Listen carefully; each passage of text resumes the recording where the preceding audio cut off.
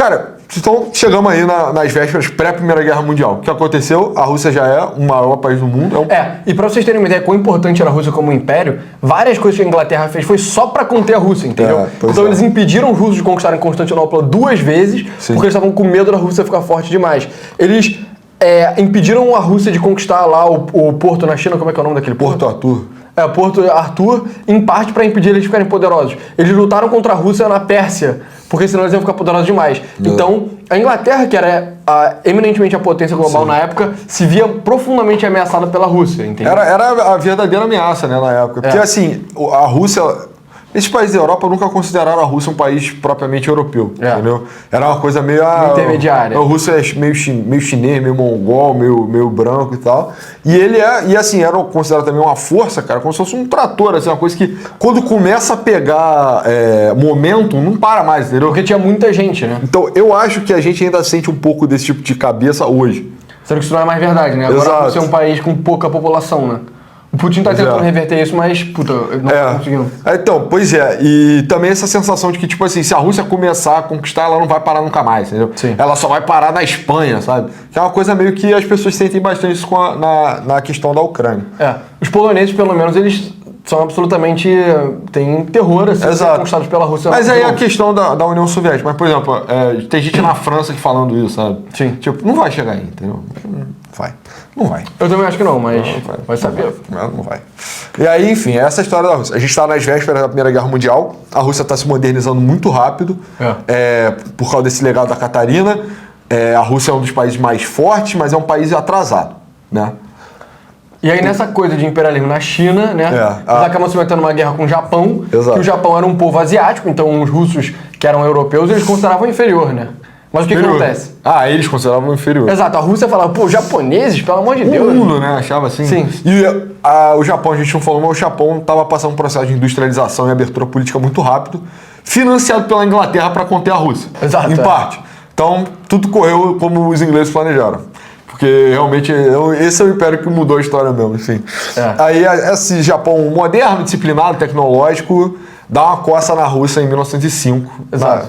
E aí é uma derrota humilhante porque a marinha russa tinha dado a volta, veio lá de São Petersburgo, deu a volta na África, atravessou a Ásia inteira para chegar no mar do Japão lá. Só para ser destruído pelos japoneses. Dilacerada na terra também foi uma vergonha.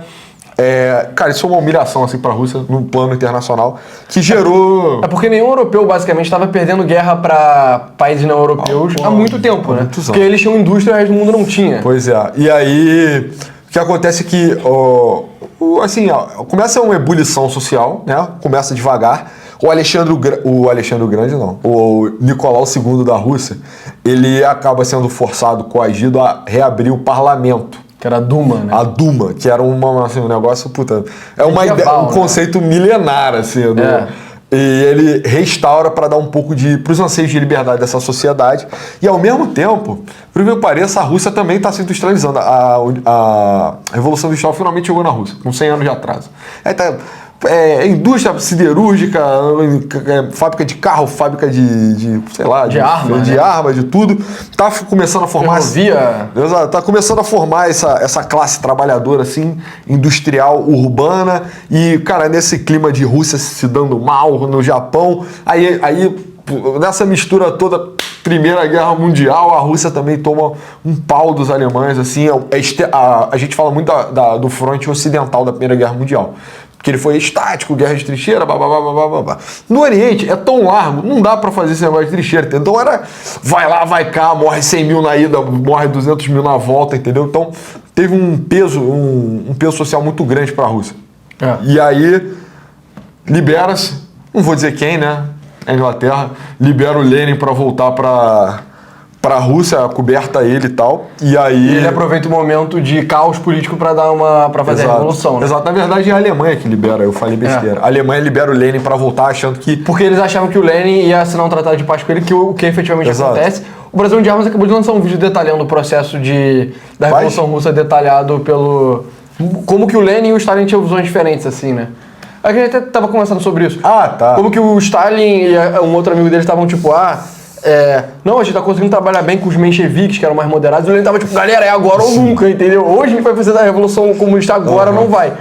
E o Lenin assina um tratado de paz que é bizarro pra Rússia. Então, ele entrega, cara, basicamente a Polônia, que fazia parte da Rússia, os países bálticos inteiros e a Bielorrússia pra Alemanha. Então, a Alemanha ia ser um país tipo, monstruosamente poderoso com essas terras.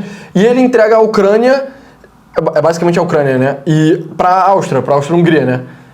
Então, a Rússia dá uma baita sorte que depois a Alemanha e a Áustria perdem a Primeira Guerra Mundial. A Rússia é um dos países... Acho que deve ser o país mais sortudo aí dessa lista, cara. Porque são muitas reviravoltas na história deles que tudo corre bem, sabe? E teve acho que talvez tenha tido a história mais difícil aí desse, assim, mais sangrenta, mais pesada. Cara, e é isso. Aí acontece, enfim, o Lenin toma conta do poder. Sim. Acaba com a guerra. E aí tem 90 anos de União Soviética, que é um império também. Exato. E a União Soviética é meio que o hiperimpério russo, sacou? Eu diria que é o Império Russo V2. Tipo, a Inglaterra tava conseguindo conter o Império Russo bem. Só que na Segunda Guerra Mundial, os Estados Unidos meio que dá mole, entendeu? Porque eles se aliam demais à União Soviética, dão muita coisa pra União Soviética, e eles saem hiper mega poderosos da Segunda Guerra Mundial. Então, eles conquistam até a Alemanha, efetivamente até metade da Alemanha. Eles conquistam a Coreia, eles têm o Cazaquistão, tem a Armênia, tem tudo aquilo ali. E aí tem o round 2 da potência anglo versus a Rússia. O round 1 foi a Inglaterra contra a Rússia, o round 2 foi os Estados Unidos contra a União Soviética. A gente vai falar mais disso na parte dos Estados Unidos. Sim. E aí o Império Russo, efetivamente, ele acaba como império mesmo com o fim da União Soviética, né? Que aí... 91. Exato. Hoje em dia, e aí fica, tipo, a Rússia perde todas as posses coloniais que tinha. Então perde o Cazaquistão, o Tajiquistão, etc. Perde a Armênia, a Geórgia e perde o leste da Europa também, né? Enfim. Cara pra como ranquear o Império Russo? Eu gosto muito da história russa, da cultura russa. Não é LARP. Sim. Pra mim é lendário. Pra mim é lendário também, lendário. Cara, foi o... Tu achou que eu ia falar a história jamais foi a mesma, né? Não. Eu acho que seria uma função de barra bizarra. Cara... Mais ou menos.